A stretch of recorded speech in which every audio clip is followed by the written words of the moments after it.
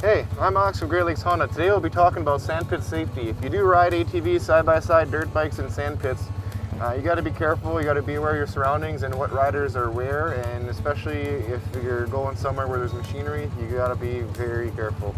A lot of these sandpits are private land, privately owned, so you're not even allowed in there unless you have permission from the owner. So if you see a fence, don't go across the fence. If you see private property, don't go cutting across. Be respectful of their land. There's plenty of natural sand pits out in the bush. That we're in one right now, right off of a trail. And yeah, go out, have fun. It's just like a park for ATVs. We're going to take you for a little tour on what you should and shouldn't do. So when you're in sand pits, one of the #1 favorite thing guys have to do or like to do is going up and down walls.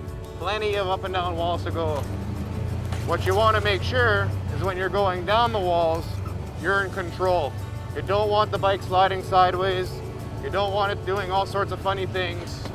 You want to stay a nice speed, control, even when you're going up. If you start to spin or slide, ease off on the gas, give it a nice smooth acceleration, and you'll make it up most obstacles that the guys can't even get their bikes through.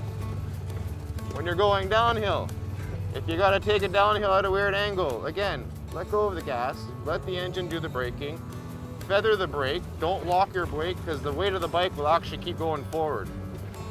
Keep an eye out for any other dirt bikes or bikes that could be coming from different ways because this is kind of like a giant free-for-all in here. There's no set trail. You can go one way up, down the same way, back around, turn around. It's totally up to the driver. Some of the other things you'll see a lot of the folks doing in sand pits is riding up the walls and turning around and coming back down. Something like this, when you go to an angle, you got some playroom, but not as much as the ATVs. So if you go up a wall and you go to turn on the wall, just make sure you're not as steep because if the bike goes over, you're going over. One of the biggest obstacles when it comes to driving up a wall is usually that last top 10-15 feet of it gets to pretty much vertical with all the natural erosion, the winds, the rain, that kind of stuff. That's usually what happens is the guys will get speed, momentum, nice smooth hill, then they get to that really steep part and then they roll backwards. What you want to do when you get to that steep wall incline, the top little portion of it here, is you want to actually lean your weight up and over the handlebars because what your bike's trying to do is go backwards. So you're trying to put as much weight forwards and that way keep your bike nice and level. You might get the tires off on the ground at the top. If you do, again, by putting your weight forward, you're gonna level off in the air. You might only get 2, you might get all 4.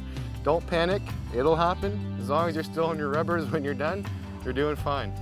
So what I'm gonna do now is a couple of demonstrations of what you should do when you're going up a wall, especially at the end. You'll see me shift my weight forward. Try not to get the tires off the ground, but if I do, like I said, shifting my weight should level the bike off in the air and land on all 4s in a nice, control, safe manner. Let's do this, see what happens. Going down the wall, same thing. We talked about this. Let the engine do the work.